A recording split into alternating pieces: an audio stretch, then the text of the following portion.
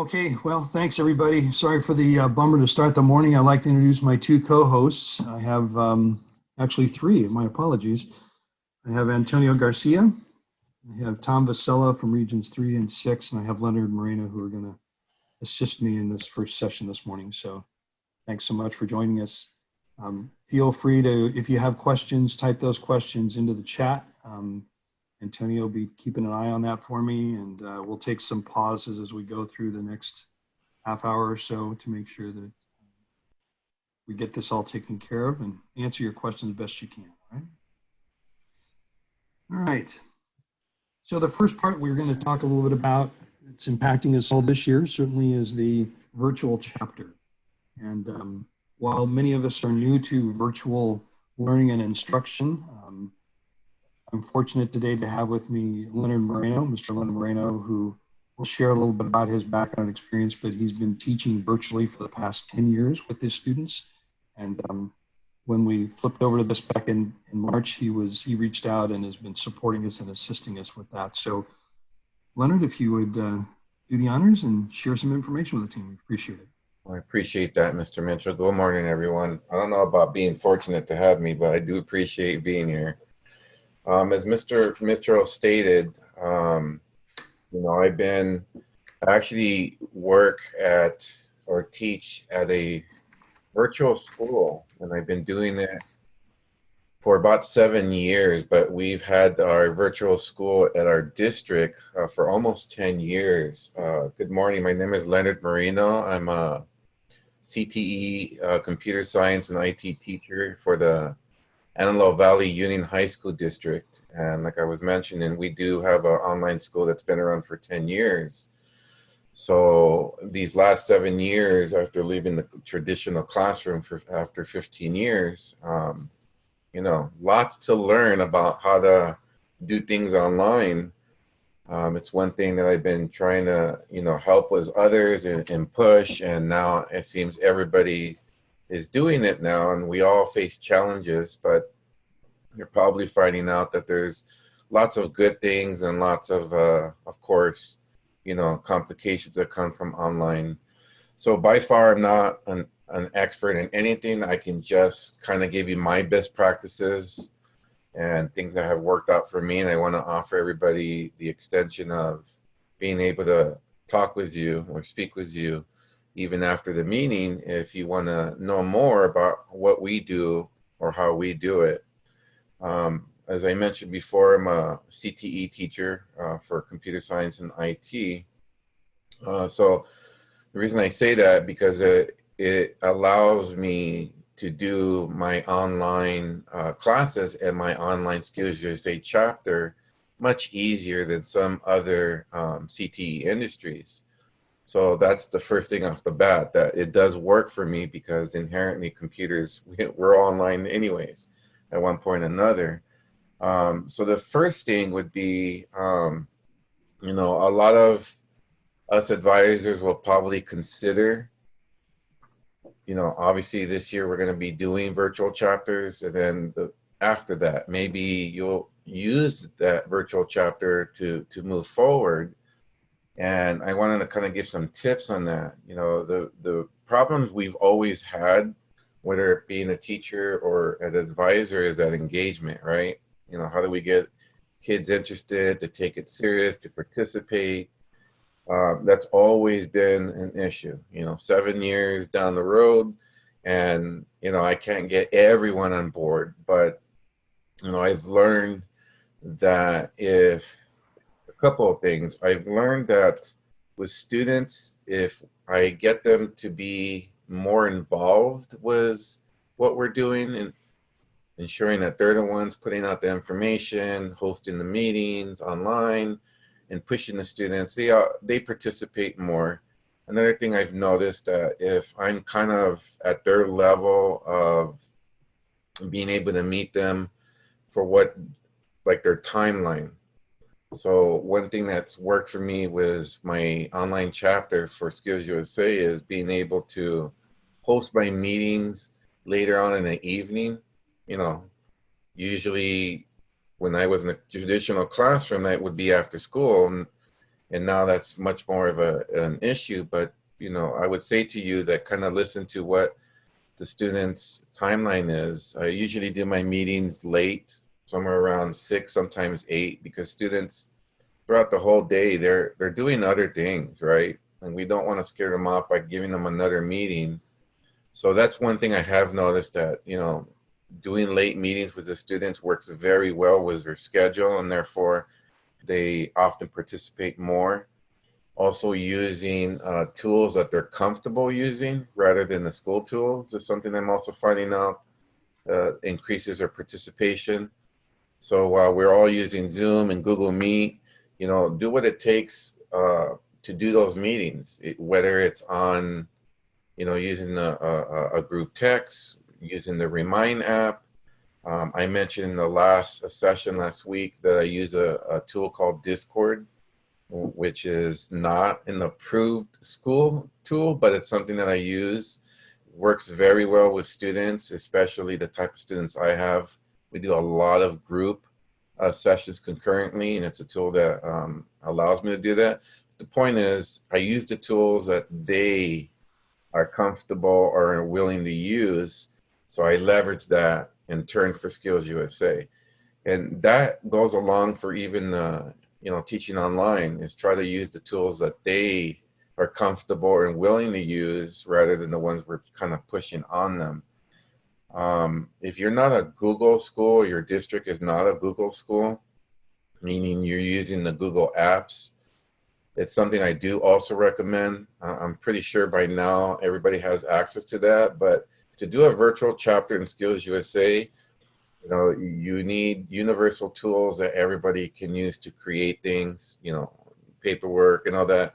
And that's, in my opinion, it's Google, right? It's free, it's cloud-based, and the reason that's important is because you can open up that document that you created anywhere, mobile device, it's always online, and most importantly, all the Google apps are connected to each other, and they can collaborate in real time in those tools. And that's just crazy awesome, because, you know, 10 years ago it didn't exist, and 5 years ago it existed, but not all the districts push for it. So if you're not using that, you do have the ability to create your own with a personal account if your school does or doesn't have it. But and I used to use other tools like Canvas. They the students tend to look at things when it's too much information and too much work as assignments. And, you know, as a teacher for 20 years, if it's an assignment, they'll try to do it at the very last minute, right? Rather than it just being something that they own. Even though I'm an online virtual chapter for Skills USA, I don't do everything 100%. It is hybrid. I would say a 90-10 model. So 90% of what I do with students is online, and it saves so much time because I can do the meetings there. I can do individual group discussion. I can get a lot of that core framework done, you know, post stuff on Google Classroom, then have meetings with everybody or separately. But then I do meet my students when it comes down for, you know, doing final practices or making sure they do that hands-on. A lot of the things that we do in our chapters, those per leadership skills. So it works very well that way. I can see inherently if you're mostly hands-on, it does create a lot of issues, right? If you're firefighting, if you're doing dental, I get that. But, you know, front loading a lot of the stuff online, even after COVID, it really works well once you get in the rhythm of things. And again, using the tools and the time that they are able to allows me to get them more engaged. And the other thing I wanted to say is that, you know, there is no magical formula. Everyone's different. Contact me for, you know, anything further beyond if you need help. But overall, the one thing I would like to end this discussion is, you know, whether you're teaching online or doing this for your advice, Skills USA chapter, is you got to kind of keep it simple. That's really what I've been telling all the teachers in my district and everyone that's trying to go online is just keep it simple, really. Keep it simple for yourself. Keep it simple for the students. 7 years ago, I designed an entire website, put all the information that I could find, chock full of paperwork to download, and made it so easy. And the students just ignore it. Where is this? Where that? Right? Once I made it simple for myself and for them, meaning I made it easy so where things are like in one page, and I made it easier so I use the tools that they like, and it just works for me and it works for them. So overall, keep it simple in the sense of getting the information out and getting the information from them. And that seems to work for me anyways, much easier than trying to do everything traditionally online, right? Taking it from what you're used to doing directly with the students, then trying to transfer that over online. You're going to have lots of problems. Just trying to keep it simple. The students actually do a good job figuring things out. You can see that by the Skills USA California officer leadership team. They're figuring it out as they go along. They already know how to do things online. That's the key here too. We're the old guys. Let's listen to what, how they do things, and you'll be surprised that they live online already. I mean, I live online, but they truly live online, right? So I want to thank everybody for just kind of hearing me out on that. And again, I'd love to connect with anybody if they have any specifics. I do teach high school and also middle school. I happen to have our online school is connected to a dependent public charter, so we do both middle school and high school in our charter, which is kind of cool. It works a little bit different for the middle school kids. They're just more squirrely, right? So nothing really changes with them other than I tend to meet with them more often as far as, following up. But other than that, thank you. If you have questions, go ahead and type that in or use your microphone, and I'd be glad to answer some of that before we hand it over to Mr. Mitchell. Antonio, you've been following the chat a little bit. Do you have any questions that have come up there? Yeah, actually, we have a couple from Mr. Jordan Clark, John A., and John Herger, Asher Kaplan. They all mentioned thumbs up on Discord. Jordan Clark here asked if you prefer Discord over Remind. Well, the last time I mentioned this in session 1 last week, we have to remember that a lot of the things we do with students, they have to meet those federal regulations, FERPA, COPA, and SIPA. And, the funny thing is, like Zoom, right? When we first started using it in March, it does meet all those federal compliances, but Zoom was being hacked the first 2-3 months really bad. And Discord doesn't unfortunately meet a lot of those federal regulations, but I will tell you that as a tool, it's amazing. It's just amazing. But there's a lot of tools out there that don't meet that. So what I'll do is I'll send Mr. Mitchell some guidelines that I use in Discord to kind of meet that in between. Meaning, like, I don't have students use their webcam in Discord. I don't have them identify themselves. I have them shut off certain things in Discord, just so as a teacher, I'm protecting them, and I'm also protecting our chapter and myself. But one of the reasons I can kind of use it for Skills USA is because in my industry, the IT industry, it's a tool that's actually used, so I can kind of justify that for the for my admin. I don't need syrup. Thank you. Thank you, sweetie.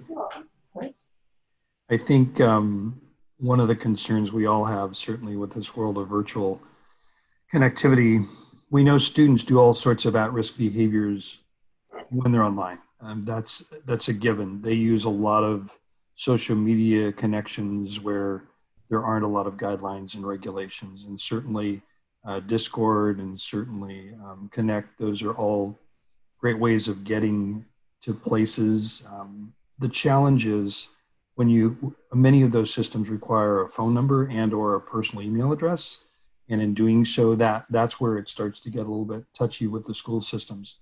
To be, consistent, if you're concerned about it from a personal liability piece, I would certainly, before you jump into using one of those apps or one of those connection devices, it might be a good idea just to talk to your CT coordinator at the school to make sure that they're aware of it. That way, if something were to happen down the road, and again, I'm not saying that it will or it won't, but certainly the last thing I want anybody to do, and everybody is aware of this, is get into a situation where somebody comes back, your administrator comes back to you and said, so we understand that. And so just use your common sense, use good judgment, and certainly we know that those things work for students every day. And we use them as well. I mean, those are all things that we use to connect as well. But we're working with minors, and a lot of times you never know who's at the other end of that line. They may say on the screen, they're this person or they're that person. We have situations, and I'm sure many of you are aware of this, where you may have a broken family, where you have a situation between the husband and the wife, where there's a situation with child custody and or those sorts of things. And that can be, in my 10 years of running this organization, I've had that come up a number of times. And so it's just, we're in a virtual environment. It's all new to all of us, and we're all learning at the same time. But at the same time, we have to be certainly protective of the students when they're in our classroom environments. Outside of the classroom, it's up to the parents to manage that piece. But certainly when we're doing our online learning and the connectivity, it's a big piece. So again, There was a question if they do you use your Discord during class or outside of class time? But outside of class time, so that's another reason that I kind of use it. But for the last 5 years, I've used Google Classroom and Remind. Those two tools in itself, excellent. Remind, you send one message, they all get it. They can respond individually. It's protected. They meet all the federal guidelines, and Google Classroom just makes life easier for the teacher. I say that first because it's very important that, we also survive this. But Google Classroom, straight to the point, you post it, they know it's there, it's not complicated. Like I mentioned before, I used to use Canvas, and they treated it like assignments. Like, I'll do it at the last minute. It was too complicated. But those two tools is what got me through the first 5-6 years. And it's what I highly recommend that you use for both your traditional class and your Skills USA chapter. I'll say another thing. Mr. Moreno has 2 of our state officers this year are students in his virtual section. And so a great example that the leadership components and the Skills USA work that we do in our chapters is very effective done in a virtual environment. It is a challenge for all of us. I understand that, but certainly it's an example of that happen. I have a raised hand here from Faith C. Faith, if you want to unmute and ask your question. Hello. Yeah, I don't know if I'm in the right meeting because we've had a chapter of skills for a while, but last year the requirement to have quality chapter pushed us to do more and be more active. And so some of the bullet points on this list I'm hoping we'll go into more detail on, but the CEP, I think that's the chapter excellence program. Yeah, and so work and section versus chapter. Yeah, no, and I appreciate it, Faith. It's you gotta try it and do it a couple times before you get it right. I would recommend that you go into the new chapter meeting, which is the other one. So if you go to your guidebook and you go to the new chapter group, that would be a better meeting for you because they are going to get much more into detail with regards to how you make that work. Does that make sense to you? Yeah, perfect. Thank you. You're welcome. Yeah, just leave this one and go back to the other. That would be great. Love to have you here, but I think you're going to get more help over there. All right. Other questions? That also answered Asher Cleveland asked the difference between a section and a chapter as well. Great. Good question. So let's jump into that a little bit. So first off, all students are enrolled in the CTE program. California is a total participation plan state. So if you have, it doesn't mean all sections. So the difference between a chapter and a section. The chapter is the school. That would be Cleveland High School. The section would be drafting, automotive service technology, whatever those class sections are. Those are the class sections as part of your chapter. You know, I'm learning stuff every year. Been doing this now, I guess it's 11 years. Somebody told me the other day it's not 10, so I guess even my mind is not working quite right. For the past 10 years, I've been talking about having chapter officers, which I thought was the right way to do those things. But I made it clear that when I was on a national meeting, they said, well, you're supposed to have section officers too. So this is how it would look if you have multiple sections. So let's say you have automotive technology, you have computer, you have media and design, you have 5 sections at your school. Each one of those sections would have a president, vice president, secretary, and probably not a treasurer, but at least those top 3 positions. So you could have meetings within your classroom. One of those people would then be elected, probably the president of that section, would then move up and serve on the chapter officer team. And then they would work with those chapter officers. They would have meetings with all of those sections so that all sections would be represented. And then you'd have a president, vice president, secretary, treasurer. Then that's where you can have the full slate of 7 officers at the chapter level. And those folks get together and make the decisions. And then those officers go back to their sections and share that information with the sections so that everybody is connected through that process.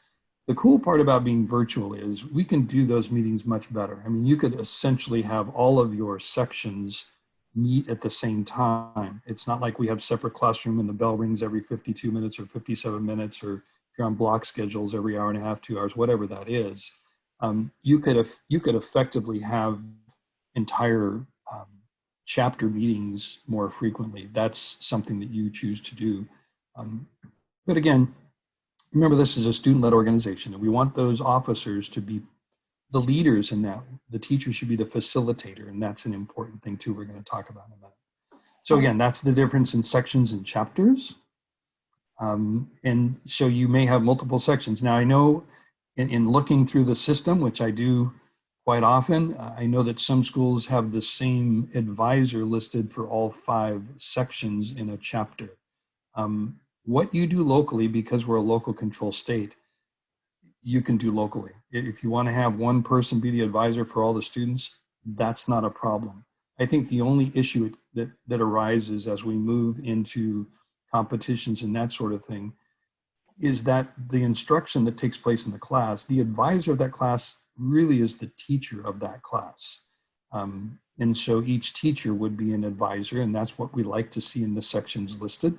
But I also know that in some schools, they pay a stipend to that person, or they don't pay a stipend to people. And sometimes they pay 1 stipend. They may have 5 sections and they pay 1 stipend, which is where we start to get into trouble. That's what I always talk to administrators about when I have that opportunity. So it creates some issues when you do it that way, but certainly it's up to the school and how they want to run that. I would recommend, if I were the administrator, I would make sure that each teacher of those CTE programs that are part of Skills USA would be the section advisor. And then if you have one lead advisor, then that's something you can do as well. Because certainly in the case of, you may have somebody who's been at the school for 10 years, been 20 years, been part of Skills USA. You may have a brand new teacher that's going to need some help, like the young lady that just went back and jumped into that other meeting. And so it's good as a team to talk about those things and make it happen from an advisor perspective as well. All right. CEP, Chapter Excellence Program. So the Chapter Excellence Program, we changed last year to all chapters that were going to compete in one of the regional events had to complete CEP Level 1. And CEP Sorry to interrupt you, Clay. Sure. Yeah, I threw a question out there relating to section and chapter, and I thought maybe somebody would pick that up. And the simple question is, is there any obstacle to having middle and high school students in a section? So I'm in the engineering pathway, and I have middle school and high school students in my pathway. Do I have to? Are those technically 2 separate sections, or can that all be one section? No, they're not. So are you in a 612? What is your school? 712. Okay, 712. No, it's there was a decision made about 5 years ago when we opened up middle schools. California has been serving middle schools for the 10 years that I've been the state director because I consider it secondary education. I didn't have a change difference in the two. Then the national office decided to make them separate, which has created some challenges for our national office and for the state of California as well. You can teach them both in the same class. They can be in one section. That's not a problem. The only difference is when they go to compete, not all competitions are currently open to middle school students. And so if you have what we would consider a middle school student, which would be those 7th graders and 8th graders, those students would compete in the middle school sections and the other ones would compete in the high school sections. You're going to have to, when you make them members, one of the things you do in that membership piece is it asks whether they're high school or middle school, and you would just identify them as middle school students. It's not a big deal from a system perspective, but no, they can all be in your one section. That's not a problem, Stuart. That answer it? Okay, man. Thank you. And thanks for the question. I'm sorry I didn't see that, didn't catch it. Other question, is there anything else out there, Antonio, before we move on? No, that was the last one. Good. We've got some time here, so I'm not stressing on time yet. Yeah, we're not over time yet. There was one question if we're going to cover deadlines, what paperwork and such as calendar. So there's some questions that will be answered in this, and then the other, such as the platform for student conferences and competitions, will be answered in the skilled competition session later on. Okay, good. That's another. So these are some of the things we're going to talk about as we move through to CEP level 2. We'll get into a little bit more in just a minute.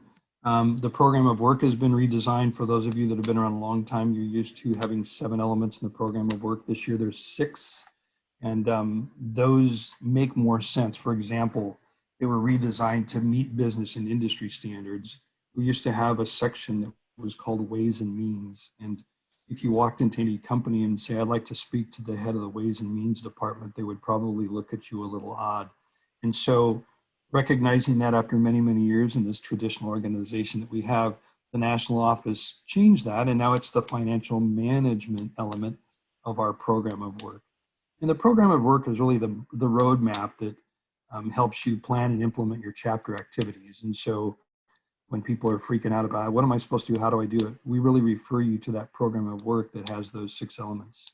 And we'll talk about that a little bit more too in just a minute. Career Essentials, that's the instructional materials that are online and they're virtual. That should be implemented for all your students. We don't tell you you have to do that. It's something that is a benefit of your membership in Skills USA California. We are the only state in the nation that provides the Career Essentials, makes the Career Essentials available to you if that's something you choose to do. It goes over the soft skills. It deals really well with a lot of the things that when I was a teacher in my sports medicine class many years ago, people would always say, you do that, right? And I say, oh yeah, I do that. And we did it in a very casual way as far as how do you get a job, how do you keep a job, what are the important elements of the career that we're working in, that sort of thing.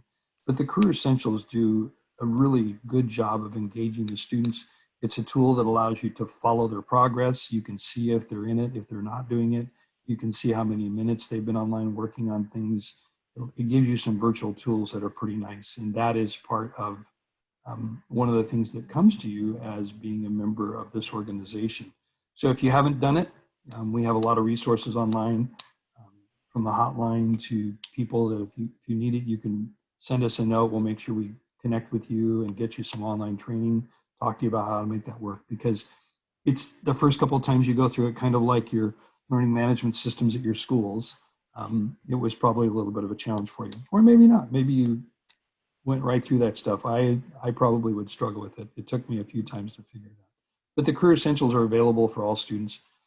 They have pre-assessments and post-assessments, so they go right along with the dashboard that we have at the Department of Education for student progress and learning. So those are all nice things as well. Good stuff. And I would really encourage you to, if you're not using them, take a look at it and see what we do. And if I believe Emily's doing part of that as Career Essentials in one of the other sessions as well today. Let's see here. bi-monthly section and chapter meetings. We talked a little bit about that. It's something that I would encourage you all to do. You know, that chapter excellence program. People always say, what about Skills USA? And a really good question came up the other day. I had one of the teachers reach out to me and said, hey, wouldn't it be really cool if we talked about and we started Skills USA the first day of our class? And I said, yeah, that would be really cool. And I said to her, I said, it's really odd because I thought that's what people were doing. And she mentioned to me, she says, well, we have a guy who's an ag teacher that now works with us in Skills USA. And he said in ag, they just, as when they were doing their overview of the class and doing their orientation, they talked about every member in the classroom was part of FFA, and these are the expectations of the things you'll do and learn. And I said, yeah. And she says, we don't do that in Skills USA. And I said, well, we should be. So we're going to be working on some of those things to help you out and provide it. We share a lot of, it got me to talking to our leadership team. We share a lot of information with you. We share a lot of check boxes and tools and those sorts of things, but we haven't been real direct in how we provide that help to you. So I think you can anticipate that we're going to, again, give you some recommendations. We're not going to tell you what you have to do in your classrooms. That's not our position. You have plenty of things that you need to do to fulfill all of those requirements and check all the boxes at your local level.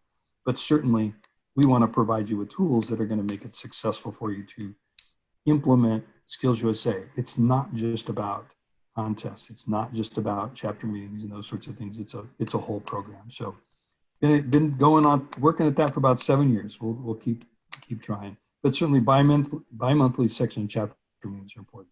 Register and participate in events. Those are things that are part of the CEP as well. By being here today, you've done that. If you brought students with you, thank you so much. That too meets the Chapter Excellence Program criteria. And there are going to be more professional development opportunities throughout the year as well. We'll talk about that when we get to connect. And then the last thing on that list is celebrating the success of all students. You know, you can do that online as well. Certainly when you're face-to-face with certificates and doing celebrations in the classroom is one thing, but you can do the same thing in a virtual environment. And I know Leonard could talk about that as well, but certainly celebrating the student success is a key piece of why the kids want to be part of this. All the kids in your classroom want to be part of something. When I was a student in high school, I was in the marching band, and I was also the athletic trainer for all the sports teams that we had. So I was at school from 5 o'clock in the morning till 8 or 9 at night every day, whether it was band stuff or whether it was doing work with the sports teams. Kids want to belong to something. And Skills USA is one of those things that they can belong to. It gives them a feeling that they're part of a group. It gives them some direction. And so certainly as they meet certain goals and guidelines, celebrate that with them. If they complete Chapter of Excellence Program Level 1, celebrate that and talk about it.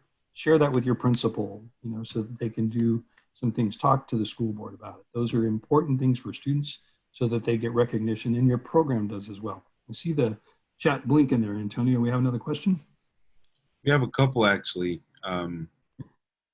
About the breakout session on career essentials, there wasn't a specific question about, is there an option to remove some of the things like having them create a video? I'm guessing this is Jan A from Region 4. She's looked into the Jan, ask if you could clarify that piece about what's the video you're talking about. I'll be I hate to say this, but I'll be That's honest okay. with you. Since I'm far away, I figured I can duck if you. We haven't done career essentials lately. The first time I tried it, and I did go to a training that we had. This has been several years ago now. So I came back from that training, and we started to go through it, and there were two things. I didn't like the fact that I couldn't be a student and kind of do what they were going to do ahead of them, so that I really knew what was being required of them. So that was one of my questions. The other question was, so I hadn't done that. So I'm kind of blind. I mean, they're off on their computers and they raise their hand and, we have to create a video. And I'm like, what? Sometimes I don't want them doing those things. So we abandoned the program. I'm like, you know what, guys, this isn't working. And we didn't go back to it last year. No, you don't have to duck. I mean, being a Duck fan, I see the big O Right. behind you there. That's okay too. No, and certainly they've been making changes to the system every year and upgrading it and trying making it work. What I would recommend maybe at some point, and again, I know you have a million things going, but certainly if you're interested, if you send me an email, we can get you a license or two. You and a fellow teacher maybe can take some time and look at it again. You can sign in as a student, so you can kind of go through those modules and see what it is they do. And I can give you another one and you can go through the teacher part. I think I totally understand your reluctance, and you know, it's a pretty big piece to give somebody. And if you don't Yeah. have that opportunity to look at it, to see what the student experience is like, that I'm sure makes you feel uncomfortable. Not to mention, when they ask you a question, you're not even sure what they're looking at. I mean, if you have a textbook in front of you, you can see teacher things and student things. And I thought the system had been upgraded to that, but send me a note if you would, please. My email's everywhere, but it'll be at the end of the presentation. So, I mean, I can share it with you again. We can talk a little bit more about it. And again, it is an optional thing. It's not something you have to do. So I don't throw anything at people. I don't think, maybe that's the feeling people have about me. But no, because I want to make it. I think it's got some value, and I would like to do it. It just seemed like, to your point, there's lots going on. It seemed overly kind of complicated, and I don't know. But that was a few years ago, to be fair. So maybe you guys have ironed all those wrinkles out, and I'd like to take another look at it. Sherry had just. Can I throw out a comment to Jan and then Certainly. ask, because I have a question about Career Essentials in general. So, last year when we went through this and Loretta was giving us the instruction on Career Essentials, one of the things that really came up is that you fit Career Essentials to your class. And we, in the group that we had where we were talking about it, we had everything from incredibly total full-in engagement where, taking a day out of every week or, a class period out of every week to do it, to my approach was, here's the LMS platform, you're required to follow all the steps. And then I facilitate any student that had a question, but I laid it all on top of the students. It was a piggyback layer on top of my class. And so Jan, my response to you is, first off, it has changed, and the Skills USA cops are not out there to give you a citation because you didn't do Career Essentials just exactly correctly. And that gives you the immediate flexibility and option to do whatever you want. And I mean, I'll be honest, one of the things that it cracked me up, because as I'm doing it, when kids ask questions like that, what about the video? Then I knew that kid was actually doing the program and paying attention to what they were doing. Whereas the kid, there were kids that there were reports and meetings they were supposed to have, or an interview, and nobody asked about it. So I said, well, you're just blowing through this. But because of what I was using it for and how I was using it, that was okay. I don't know if that gives you any comfort, but anyway, there's that. And then my question to Clay was, is Career Essentials, the LMS version, that's still going to be subsidized this year, Clay? Is that, or whatever the deal was? Yeah, we pay for that. The organization pays for it. So when you so we just sign up and we get it. $10, yeah. Once you sign your kids in, let us know and we'll send it out to you. That's not a problem. Okay, yeah. I haven't registered them yet, but that's coming this week. No, great. Okay, great. Thanks. Stuart. Yeah. Well, thank you. And it's really, the nice part about this online forum stuff is it gives you a chance to ask those kinds of questions and share information with each other, which I really appreciate, as opposed to driving all over state, which I still love. I mean, the biggest part that I'm going to miss when I get to finally go back out and talk to people is actually reach out and shake their hands. I'm an old guy, and that's what I've done since a kid. But I'll do my best. Maybe I'll do a virtual handshake or something. I don't know. And Antonio, I'm sorry. Anything else come up there that we need to look at real quick so we can move on? Questions. He asked from Region 6, asked when are new Career Essential keys given out? We can give them out. Typically, we give them out if it's something you want. We give them out as soon as you registered your students. There is a process, and I'll have to talk to Loretta and see that we make sure we get that out and posted so that everybody is aware of it. There's another from Valerie M. from Region 6. She asked Morning, Val. about the registry Morning. members and the package that goes to schools, if we can get some marketing materials for events at the high school. So, Okay. One of the things you should have gotten, it's kind of funny. I talked to the national office. We sent the membership kits out, and we'll talk about that in a little bit. And so there's actually a physical membership kit sitting at your school for you.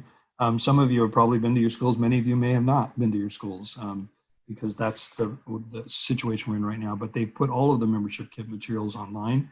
And so those things that you typically would use to do some of that marketing are accessible online. We'll talk about that in a few minutes, okay? Let's move on a little bit. I want to make sure we don't get too far behind. Great stuff, though. Great things that we're doing as we go through this. Some of the framework online. So everybody knows what our framework is, right? It defines how our students fulfill the mission of our organization. So it is very important to us as it kind of simplifies the things we're supposed to do.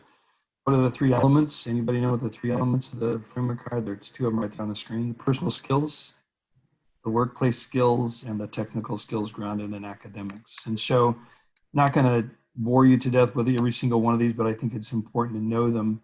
These are things, the framework was developed with our business and industry partners at the national level. So they got a whole bunch of big folks together, 3M, Toyota, John Deere, Lincoln Electric, some major players that participate and support our organization nationally, Lowe's. And they talked to them and said, okay, what is it you want? What are the things you need in an employee? And so the end result of that was developing the framework. And so the I in their personal skills, the I stands for, and I think, Antonio, you fixed this so you can do stuff, right? All right. like, go next or Go next. All right. Ooh, there it is. Look at that. Making stuff fly in for me. See, he's good at this. I'm not good at this. Personal skills. The first one's integrity. Pretty simple thing to teach in your classroom, especially virtually. They have integrity and they want to be fair and they don't want to cheat. I always tell people when they give me a hard time about what's going on with, you're having students take tests online. How do you know they're not cheating? Well, we don't know sometimes. We have systems developed now that you can pay a lot of money for that can ensure the security of that test. But certainly, just like the workplace, we assume there's some integrity when they do the things we ask them to do. Next one is work ethic. Obviously, teaching them to be ethical in the things that they do and the ethics of the workplace. By the way, there's lesson plans. This link up here, there's entire lesson plans that talk about framework integration for each one of these topics. I know there's a lot of them. We have some giveaways that we can send out to you. There's framework cards that you can use. But as I looked at those were all developed to be in a classroom setting. So framework cards in a virtual environment create a little bit of a challenge for us. But someday we'll get back there, right? Yeah. just to intercede real quick, there was a question about having all these materials virtual.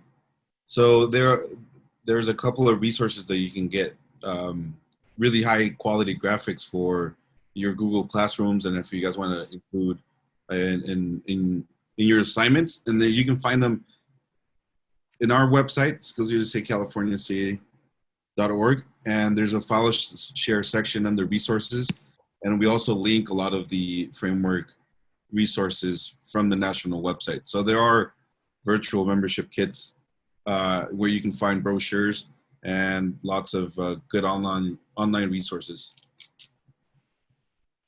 Yeah, some really cool stuff. So thanks for sharing that, Antonio. My apologies. Again, professionalism. I'm going to go through these relatively quickly, but all of these things there's a lesson plan for every single one of them. And the lesson plans are designed in such a way that the students could actually teach them if you wanted them to. You could have your leadership students, if you wanted to do that, you could have them, you could share the lesson plan with them and have them go through the steps and talk about it. It's that simple to do realistically.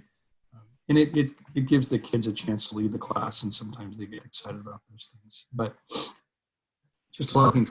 everybody's favorite this year is adaptability and flexibility. You know, if something goes wrong, what do? I signed into this meeting this morning for this section, and it said waiting for the host to attend. I was the host, and so I clicked on the, click here if you're the host. I clicked on that, and it said, remember your password, and it was like, uh-oh, now I'm in trouble. So I had to recreate my password because I couldn't remember that.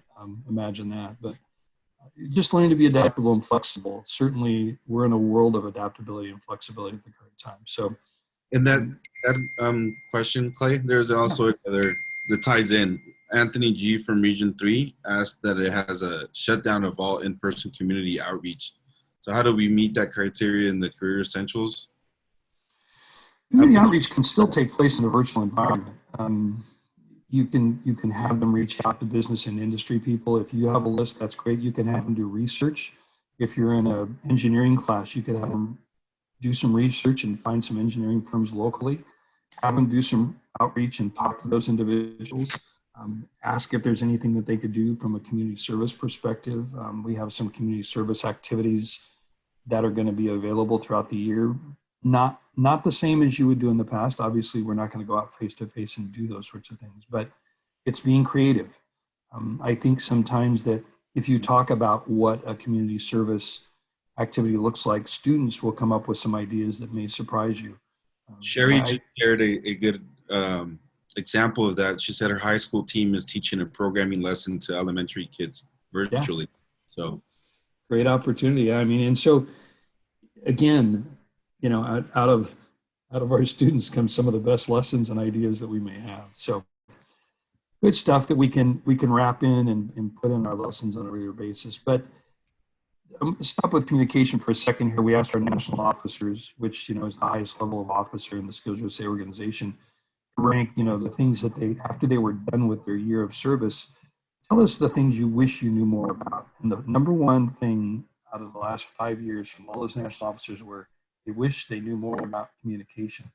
And as adults that were working with them and looking at the survey, you're like, what do you mean you want to know more about communication? You've been doing that, right? That you got elected, you did speeches and stuff, but they really didn't feel comfortable with any sort of, we didn't provide them with adequate formal communication training. And so it was just an interesting result on a survey that we talked to our national officers about. So while we kind of assume that communication takes place and we assume that they're doing the right thing, today's students, if you look at things that they do online, communication is not done in a very formalized manner. There's casual communication, there's professional communication, there's personal communication, and many students, I think, tend to talk in that personal communication area, and they think that's appropriate in a business place, but it really isn't.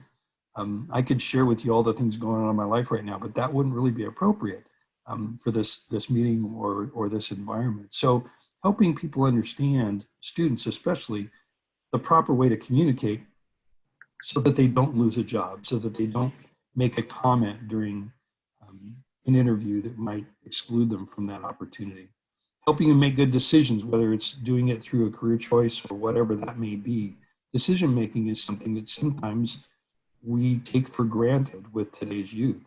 And certainly, there's distractions, whether it's online stuff, whether it's their friends, but making the right decision. If you have a job or you apply for a job and you get a schedule, you have to kind of go to that schedule.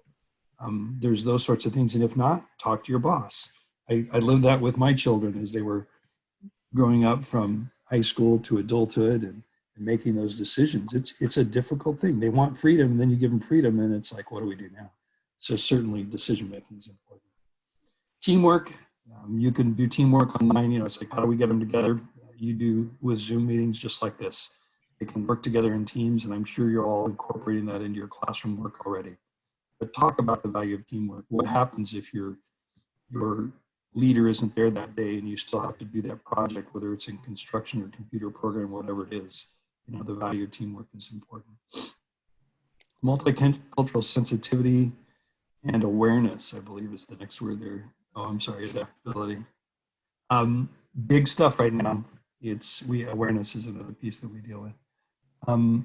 It's one of those things that we take for granted. I know many times schools say we shouldn't talk about it, but I think we have to talk about it.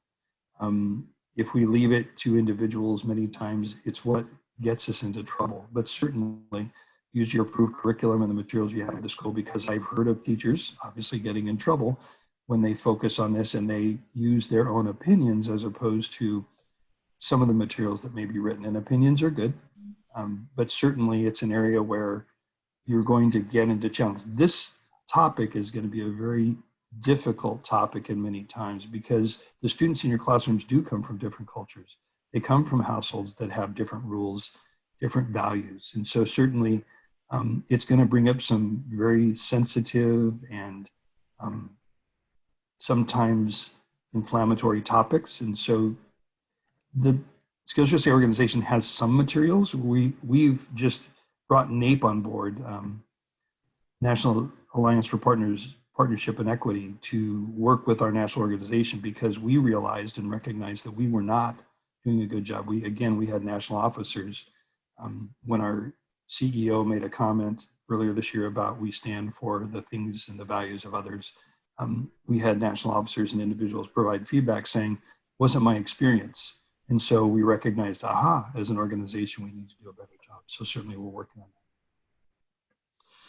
Planning, organizing, management, things that students do on a daily basis with regards to their lesson plans. How do they manage their time? How do they, when you have one computer in the household and you have 5 kids and your parents are both working, I can go to the TV, I can get on my phone and talk to my friends, I can go outside, or maybe I need to do my homework and show up to class and be there for those things. And then obviously leadership, one of the things we do really well in.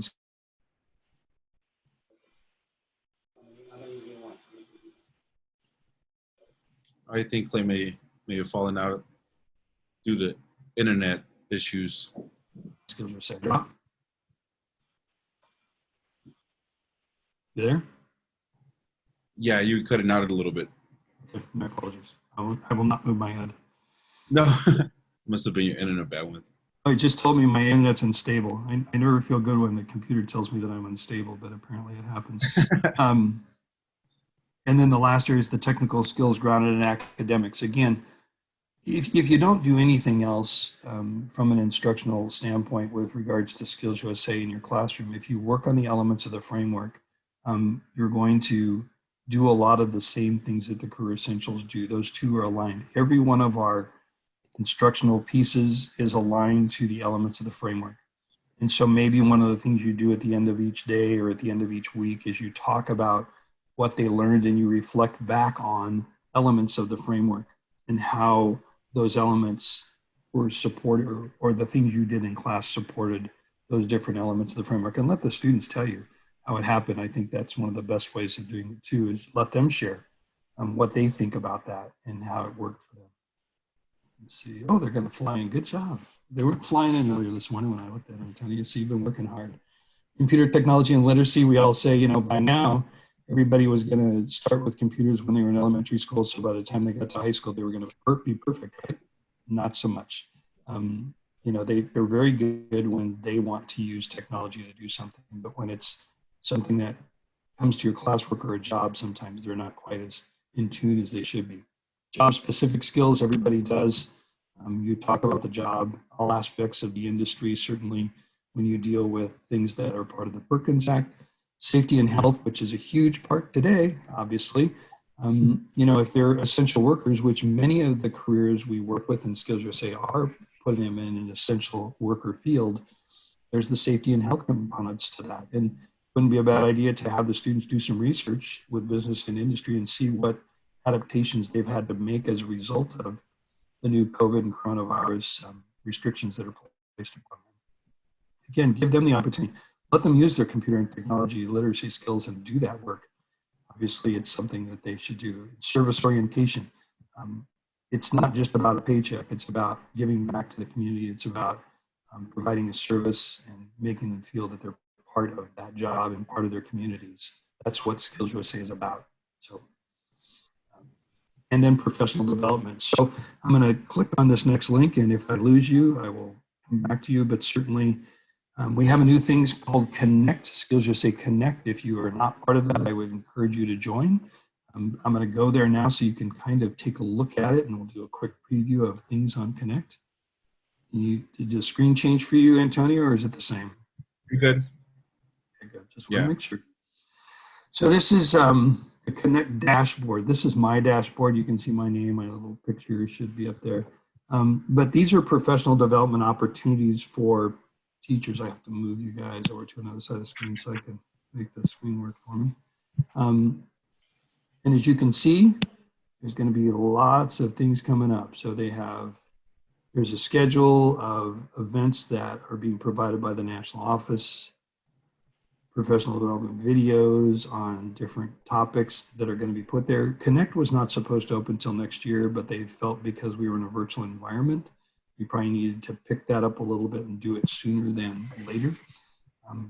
Big investment from the national office to try and support our folks in a virtual environment. But this is what your dashboard will look like. It'll probably look a little different because I'm a state director, so I get to see kind of everybody. But here's all of the resources that are available through the Connect system. So you can see Active Advisor News. That comes from our CEO, talks about the things happening.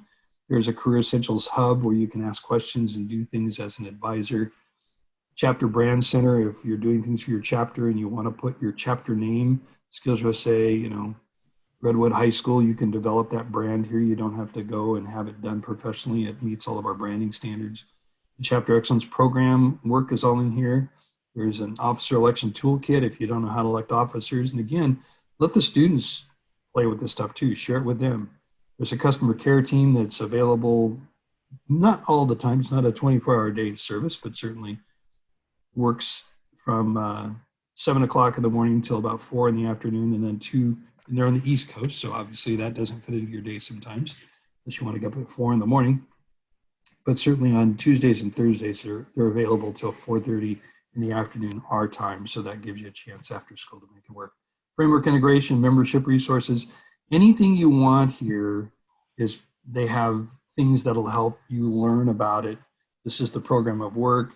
It shows you that's the poster. You can print that off. There's lesson plans on each one of these things that explains it so you don't have to wonder what is community engagement, talks about all the different things you can do there. So lots of resources available online through the Connect system. If you're not part of it, please join. And when you're on there, please join California's group because there's a cool way to connect to one another online and kind of build some camaraderie and ask questions with one another, share ideas and that sort of thing. So this is Connect and what it looks like. I have a question. Certainly. Yes, hi, this is Nancy Reed from Region 1. Good morning. Yes. And there was it was mentioned about health and safety given the COVID situation. And now that students, and not just students, but teachers and professionals out there are doing more screen time. And, it's like you're at work, but you're working from home or from school, or you're doing schoolwork at home. It's easy to be doing a lot of screen time from where you're sitting.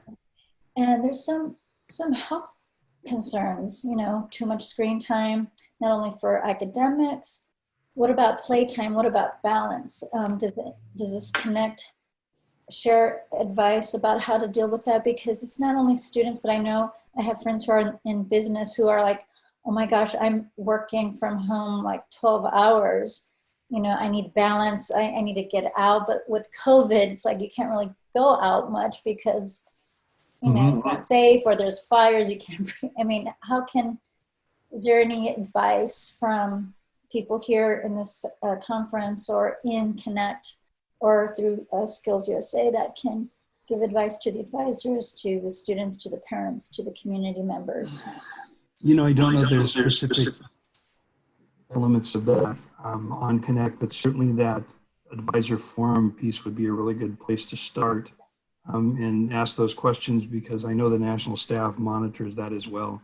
And they could certainly provide it. I agree. We're going to have carpal tunnel syndromes and lots of things happening in the next few months, years, because of all the time we're spending on computers. I said to everybody, I think we're all going to turn kind of a beige color because we're spending so much time staring at screens. We don't get outside like we should. But, it is about balancing personal health. That is a big piece of being a healthy human being, getting outside, walking, exercising, proper diet. There's so many things that we could talk to them about that we may or may not do. I'm going to jump ahead. We had plenty of time, and I talked too much, and so now we're behind the schedule. And my apologies for that. Talking about screen time and missing, we missed our break. And Leslie, you're right, from Region 2. So, so you know what? I want to be respectful of your breaks, and so certainly, why don't we take a break? We're going to let you go back to the main session. You're going to leave this session. The information is there. Feel free to ask some questions. My apologies for getting into some of those things, but I wanted to make sure we had some really good questions that were asked. So appreciate that, and we'll see you maybe back in the general session. All right. Thank you so much for being here.